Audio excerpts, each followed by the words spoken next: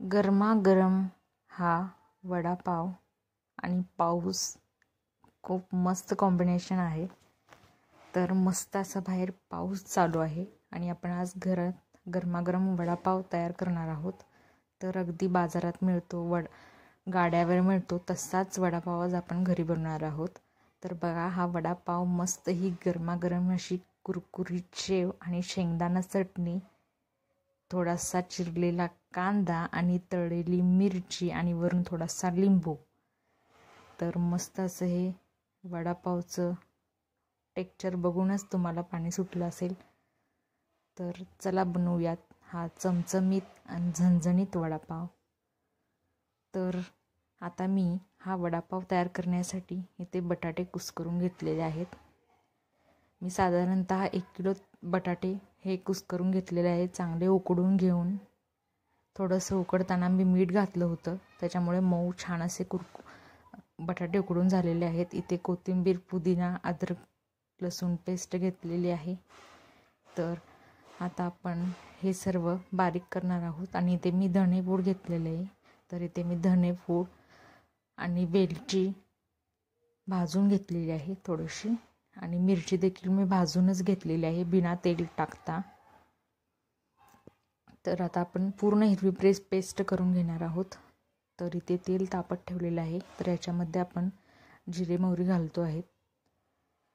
1 kilo बटाट्याची आपण भाजी करणार आहोत, तर त्यासाठी मी ही फोडणी तयार करत आहे. तर इथे छान जिरे मोहरी छानशी तडतडत आहेत. तर आता आपण ह्याच्यामध्ये अद्रक लसणाची पेस्ट घालणार आहोत. तर छान अशी ही पेस्ट आपण ह्याच्यामध्ये हलवून घेतो आहोत. तर मस्त असं पावसाचं वातावरण आणि घरातून असा खमंग असा वास बटाटे वड्याचा खूप छान वाटतं. तर आपण फोडणीमध्ये आता कढीपत्ता घातलेला आहे आणि तो छान असा आपण हलवून घेतो आहोत.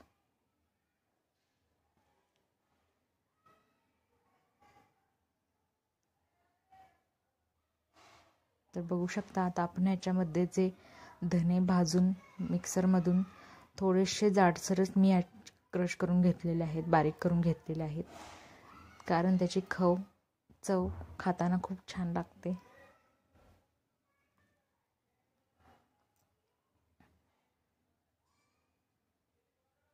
तर आता आपण हिरवी पेस्ट घातलेली आहे ह्याच्यामध्ये आपण पुदिना, कोथिंबीर, हिरवी मिरची हे घातलेलं होतं. तर आपण छान हे असं परतवून घेणार आहोत. आपण बटाटा ह्याच्यामध्ये ॲड करणार नाही, तर ही फोडणीच आपण जे उकडलेले बटाटे आहेत त्याच्यामध्ये ॲड करणार आहोत. जर आपण ह्याच्यामध्ये ते बटाटे ॲड केले तर ते खूपच गरम होतात आणि त्याच्यामुळे भाजी थोडीशी वेगळी लागते. खूपच पातळ होते अशी भाजी, चिकट होते आणि ते वडे सोडताना ते पिठामध्ये मिक्स होते. त्यामुळे आपण ही फोडणी बटाट्यांमध्ये घालणार आहोत. तर मी ते हळद आणि मीठ हे दोन्ही घालून घेतलेलं आहे. तर तुम्ही 1 किलो बटाट्याच्या ह्याच्यानुसार मीठ घाला. 1 चमचा साखर घातलेली आहे मी. मला जर लागलं तर मी आणखी वरून मीठ ॲड करेन चव बघून. तर छान असा हा आपला फोडणीची तयारी झालेली आहे. तर आता मी हे बटाटे हाताने कुस्करून घेतलेले आहेत, जेणेकरून छान अशी ह्याची चव लागेल. थोडीशी मऊ आणि थोडंसं जाडसर असं हे बटाटा आपला आहे. फोडी म्हणलात तरी चालेल. थोडेसे फोडी आणि थोडेसे मऊ बटाटे हाताने कुस्करून घेतलेले आहेत. आणि ही भाजी आता आपण ह्याच्यामध्ये ओतून घेणार आहोत आणि थंड झाल्यानंतर आपण ह्याच्यामध्ये मिक्स करणार आहोत. तर इथे तुम्ही चवीनुसार मीठ आणि चटणी बघून आणखी देखील ॲड करू शकता, जर तुम्हाला जास्त तिखट पाहिजे असेल. माझ्या मिरच्या फारच तिखट होत्या, त्यासाठी मी थोड्याच मिरच्यामध्ये ॲड केलेल्या आहेत, कारण लहान मुलं खात नाहीत म्हणून. तर मी वरून थोडीशी हळद आणि थोडीशी चटणी, हिरवी चटणी आणि मीठ हे वरून मी थोडंसं ॲड केलेलं आहे. तर बघू शकता अशी ओबडधोबड भाजी आपल्याला पाहिजे. अगदी गाड्यावर अशीच भाजी मिळते. खूप मऊही नसते आणि खूप घट्टही नसते. तर ह्याच्यावर आपण आता कोथिंबीर घालून घेत आहोत थोडीशी.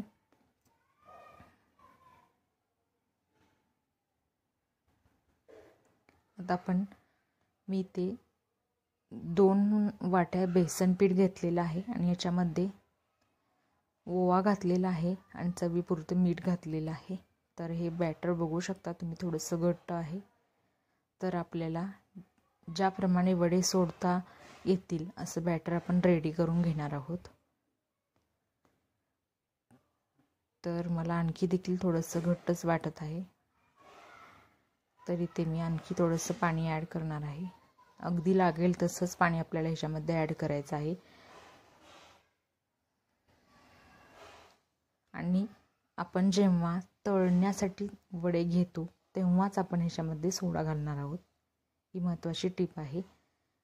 तर अगदी तुम्ही करायला अर्धा 1 तास असेल आणि आधीच तुम्ही सोडा घातलात तर ते छान वाटणार नाही आणि ते छान लागत बी नाही. खूप जास्त हे फुलून मोठं होतं पीठ. तर यासाठीच आपण जेव्हा वडे सोडतो आणि तेलही कमी वडतं त्यामुळे. तर आता माझं तेल ऑलरेडी तापलेलं आहे. तर आपलं बॅटरही रेडी झालेलं आहे आणि ते बघू शकता मी गोळे देखील तयार करून घेतलेले आहेत. तर मीडियम साईजचे मी हे गोळे तयार केलेले आहेत. 1 किलोमध्ये आणखी थोडे वडे झालेले आहेत. इथे मी 30 वडे हे तयार केलेले आहेत आणि वर आणखी 10 ते 20चं पीठ मी ठेवलेलं आहे. तर ते गरमागरम तळून देण्यासाठी ठेवलेलं आहे. तर आता हे आपण वडे सोडणार आहोत. तर अशा प्रकारे आपण हाताने वडे सोडून घेत आहोत. तर बघू शकता तुम्ही.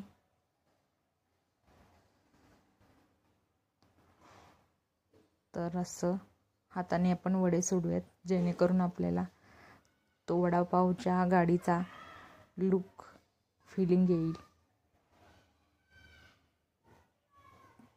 तर असे वडे आपण याच्यामध्ये सोडून घेणार आहोत. 2 ते 3 मिनिटांनंतर आपण हे परतून घेणार आहोत. मंद आचेवर तळून घेत आहोत आपण. तुम्हाला जर हातच घाण करायचा नसेल तर तुम्ही असं चमच्याने देखील हा वडा सोडू शकता. असं बॅटर चारी बाजूनी हे करून.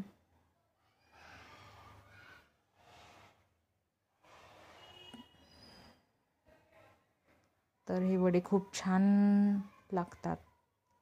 तुम्ही बघू शकता आणि काढल्यानंतरही अजिबात तेल ह्याला लागत नाही हाताला देखील.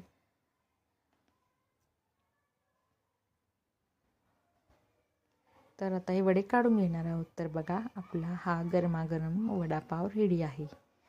बाहेर पाऊस आणि घरात वडापाव दोन्हीचा आनंद तुम्ही घेऊ शकता. आणि वरून एखादा चहाचा कप मस्तच. तर तुम्ही घरी नक्की एकदा ट्राय करून बघा घरगुती वडापाव.